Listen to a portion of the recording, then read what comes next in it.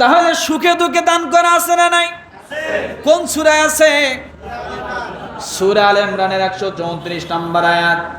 সুখে দান করবেন, দুঃখে দান করবেন। আজকে আমরা আমাদের কম বেশি সবার কাছে কম বেশি টাকা পয়সা আছে না নাই? আছে না নাই? অবশ্যই টাকা পয়সা আছে। আমাদের প্রত্যেকের ঘরে ঘরে চাউল ডাউল সবই আছে।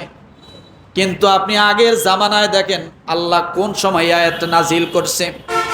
যে সময় আল্লাহ এই আয়াতটা নাজিল করলেন ওই সময়টা কত কঠিন ছিল। মুসলমান আল্লাহর নবীর সাহাবায়ে কেরামকে নিয়ে বসা, সাহাবায়ে কেরামকে নিয়ে বসে আছেন, তালিম দিচ্ছেন। এমন সময় একজন সাহাবী আল্লাহ রসুলের কাছে আসলেন। ওই সাহাবীর ঘরে খাবার নাই। মুসলমান হওয়ার কারণে তাকে কেউ কাজের মধ্যে নেয় না, কারণ কাফের মুশরিকরা সেই সময় ক্ষমতায় ছিল। কথা ঠিক কিনা? কেউ তাকে কাজের মধ্যে নেয় না। মুসলমান আর ঈমান গ্রহণ করার কারণে সকলেই বিতাড়িত করে।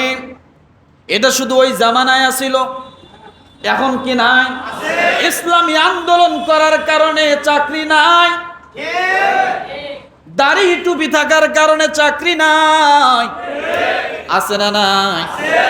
নামাজ পড়ার কারণে চাকরি নাই, নানান গালিগালাজ করে চাকরি থেকে ক্যান্সেল করে দেয়, আছে না নাই? ও মুসলমান, আল্লাহর নবীর সাহাবীর ঘরে খাবার নাই। ছোট ছোট বাচ্চা নিয়ে দিনের পর দিন না খেয়ে থাকে। বাচ্চাদের পেটগুলো পিঠের সঙ্গে চলে গেছে, একবারে পিঠের সঙ্গে লেগে গেছে। বাচ্চারা বারবার বাবার কাছে এসে বলে, বাবা আমাদের খাবারের একটু ব্যবস্থা করে আনো। বাচ্চাদের কান্নাকাটি সহ্য করা যায় না। স্ত্রী চোখের পানি ছেড়ে দিয়ে ডাক দিয়ে বলে, স্বামী গো, এই যে তোমাকে বাজারের ব্যাগটা দিলাম, আজকে বাড়ি থেকে বাইর হয়ে যাও। যেখান থেকে পারো কিছু কাজকর্ম করে মানুষের বাড়িতে কোনোভাবে কষ্ট করে হলেও একটু বাজারের ব্যবস্থা করে নিয়ে আসো। আজকে কয়েকটা দিন হয় চুলার মধ্যে আগুন জ্বলে না। আমি মা হয়ে বাচ্চাদের মুখের দিকে তাকাইতে পারি না। বাচ্চাদের মুখগুলো শুকিয়ে গেছে, তাদেরকে কি খেতে দিব? একটা খেজুর কোনো সময় পাইলে পাই, না পাইলে নাই। যেমন আল্লাহর নবীর ঘরে একজন মহিলা দুইটা সন্তান নিয়ে এসে ডাক দিয়ে বলেন, মা আয়েশা সিদ্দিকা রাদিয়াল্লাহু তাআলা আনহাকে বলেন, আয়েশা তোমাদের ঘরে খাবারের মতো কিছু আছে নাকি? মা আয়েশা সিদ্দিকা রাদিয়াল্লাহু তাআলা আনহা বলেন, না, আমাদের ঘরে খাবারের মতো তেমন কিছু নাই, একটা মাত্র খেজুর আছে। আয়েশা সিদ্দিকা রাদিয়াল্লাহু তাআলা আনহা খেজুরটা মহিলার হাতে দিলেন।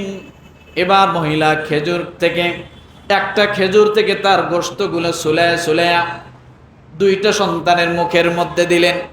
দেওয়ার পরে ওই মাটা না খেয়ে ওখান থেকে চলে গেলেন। আল্লাহর নবী যখন ঘরের মধ্যে ঢুকলেন, মা আয়েশা সিদ্দিকা রাদিয়াল্লাহু তাআলা আনহা ডাক দিয়ে বলেন, নবীজি, একজন মহিলা আমাদের কাছে আসছে খাবারের জন্য। খাবারের কিছুই ছিল না, মাত্র একটা খেজুর দিলাম, কিন্তু একটা খেজুর মা হয়ে নিজে খেলো না, সন্তানের মুখের মধ্যে খেজুরের গোশতগুলো ছিঁড়ে দিল। আল্লাহর নবী ডাক দিয়ে বলেন, ও আয়েশা শোনো, ওই যে মা তার সন্তানকে নিজে না খায়া একটা খেজুর যে চিবায়া একটা খেজুরের গোশত ছিঁড়ে যে সন্তানের মুখে দিল, আয়েশা শুনে রাখো, কিয়ামতের ময়দানে ওই মাকে আমার আল্লাহ ওই সন্তান লালন পালনের জন্য জান্নাতের 8টা দরজা আমার আল্লাহ তার জন্য খুলে দেবে। ও মুসলমান, কত অভাব ছিল। নবীর সাহাবীরাতে যখন ব্যাগ ধরে দেয়, নবীর সাহাবী হাতের মধ্যে ব্যাগটা নিয়ে মনে হলো দুনিয়া তার কাছে সংকীর্ণ হয়ে গেল। এই যে স্ত্রী ব্যাগটা ধরে দিলে, এখন খাবার কি নিয়ে আসবো, কোথায় যাব? কেউ কাজের মধ্যে নেয় না, কার কাছে যাব? সাহাবী অনেক চিন্তা ভাবনা করার পরে বাজারের ব্যাগটা ব্যাগটা হাতের মধ্যে নিয়া পা পা করে মদিনার মসজিদের মধ্যে চলে আসলেন। কোথাও কাজ পেলাম না। সন্ধ্যাকালীন সময় যখন এই বাজারের ব্যাগ ফেরত নিয়ে বাড়িতে না যাইয়া মদিনার মসজিদে আল্লাহর নবীর কাছে আসলেন। আসার পরে ডাক দিয়ে বলেন, ইয়া রাসূলুল্লাহ, ঈমান আনার কারণে কোথাও কেউ কাজের মধ্যে নেয় না, কোথাও কাজ পাই না। নবীজি, দীর্ঘ কয়েকটা দিন হয় আমার ঘরেতে চুলে আগুন জ্বলে না। আল্লাহর নবী, এই যে পেটটা দেখেন পিঠের মধ্যে লেগে গেছে, আমার সন্তানরা ক্ষুধার তাড়নায় ছটফট করে। নবীজি, আপনার কাছে কি খাবারের মতো কোনো ব্যবস্থা আছে? আল্লাহর নবী সাহাবীর চোখের পানি হাত দিয়ে মুছাই দিয়ে বলো, বসো দেখি। আল্লাহর নবী হুজরাখানার ভিতরে চলে গেলেন। এক এক করে 11 জন স্ত্রীর কাছে চলে গেলেন। নবীজি 11 জন স্ত্রীর কাছে কিছুই খাবার পাইলেন না। আল্লাহর নবী হুজরা থেকে যখন মুখটা মলিন নিয়া, চোখের মধ্যে পানি নিয়া, মনটা খারাপ নিয়ে যখন আবার মসজিদের মধ্যে ঢুকে গেল, সাহাবী দীর্ঘ আশা নিয়ে বসে আছে, নবী কখন বের হবে? ওদিকে সন্তানরা না খেয়ে আছে, আমি এখন কি করব কিছুই বুঝতেছি না, খালি ব্যাগটা কেমনে নিয়ে যাব। আল্লাহর নবী মাথাটা নিচু করে চোখের পানি ছেড়ে দিয়া মুখটা মলিন করে মাথাটা নিচু করে বসে গেলেন। তার জায়গায় আবার ফিরে আসলেন। সাহাবী মাথা উঁচু করে দেখে যে নবীজির হাতের মধ্যে কিছু নাই। আরো ফুফিয়ে ফুফিয়ে কান্না শুরু করে দিল। আজকে আল্লাহর নবীর ঘরেও কোনো খাবার নাই, নবীর ঘরে কোনো খাবার নাই। 11 জন বিবির থেকে নবী ঘুরে আসলেন, কোনো খাবারের ব্যবস্থা করতে পারলেন না। আল্লাহর নবী বসে বসে চোখের পানিগুলো মোছে আর আল্লাহকে ডাক দিয়ে বলে, মালিক, আমার একজন সাহাবী আমার কাছে ক্ষুধার্ত পেট নিয়ে অভাব নিয়ে আমার সামনে আসছে, আমি আজকে আর নবী হয়ে তার জন্য খাবারের কোনো ব্যবস্থা করে দিতে পারলাম না। আমার ভাইরা, আল্লাহর নবী আল্লাহর কাছে এইভাবে বলতেছেন।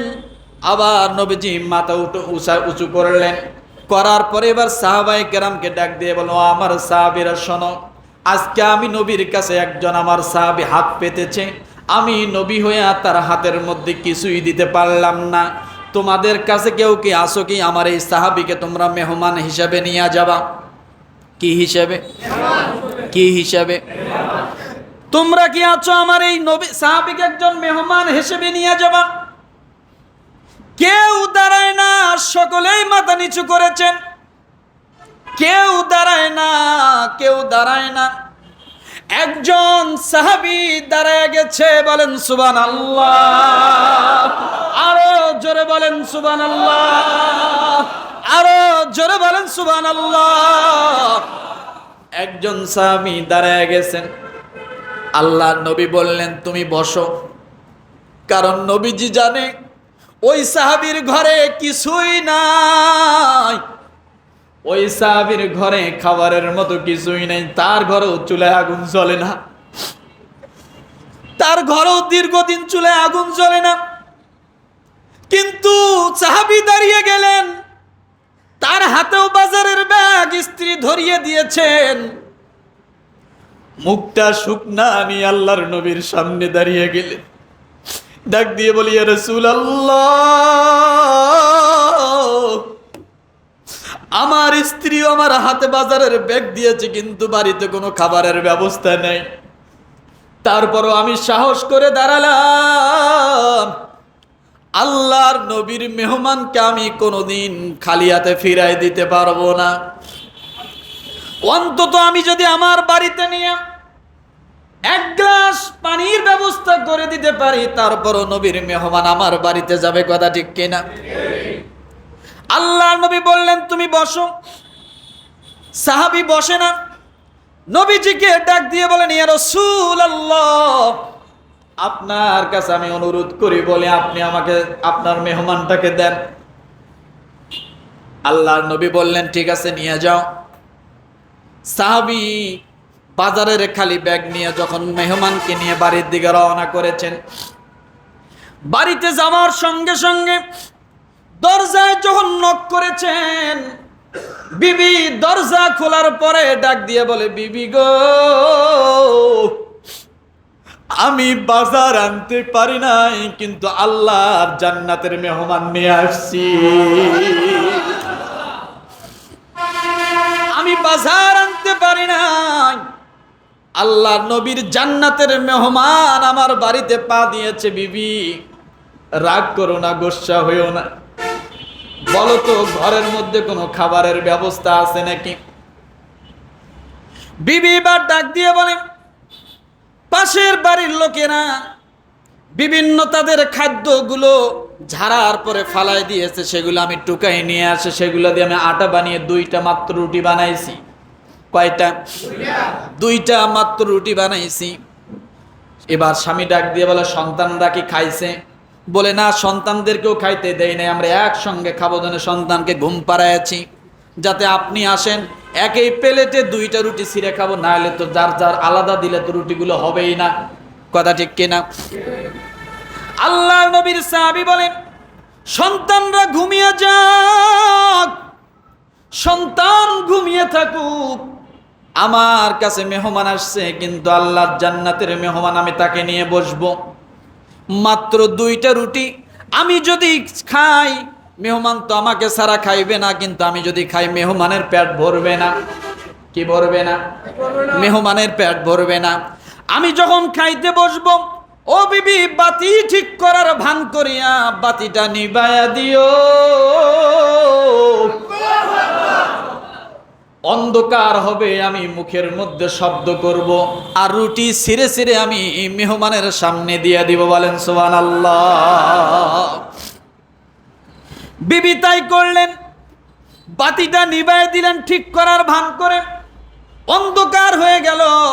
এবার সাহাবী রুটি ছেড়ে আর ওই সাহাবীর সামনে দেয়, আর এই সাহাবী না খেয়ে থাকা অবস্থায় মুখের শব্দ করে, যেমন খাচ্ছে, মেহমানকে বোঝাচ্ছে আমি খাচ্ছি। মেহমান যখন রুটি খাওয়ার পরে ঘুমিয়ে পড়লেন, আমার আল্লাহ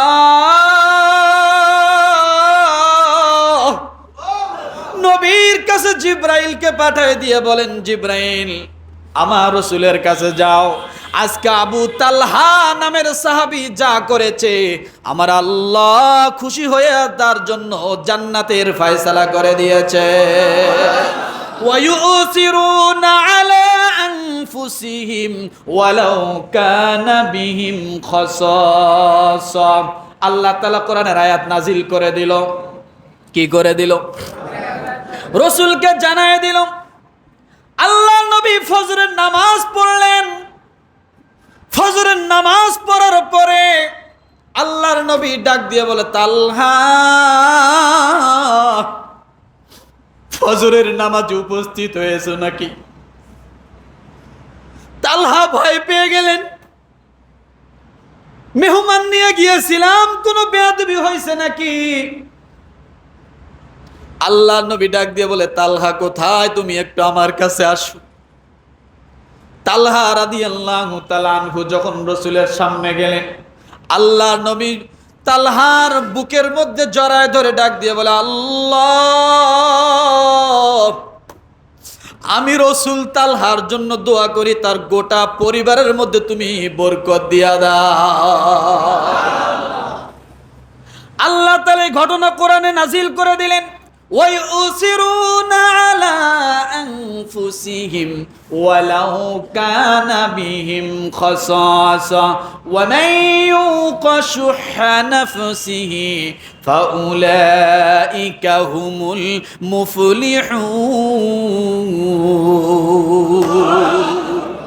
28 নম্বর পারায় আছে।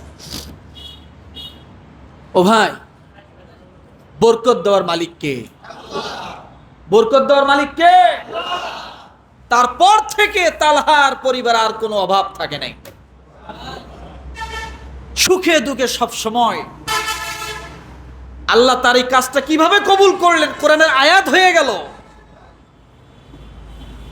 কত পছন্দ করলে একটা কোরআনের আয়াত হয়, সেই আয়াত। আর আজকে আমাদের কাছে 10টা টাকার জন্য হাত পাতলে আমরা একটা ধমক দেই, ঝাড়ি দেই, রাগ দেই, কথা ঠিক না? না, দরকার নেই।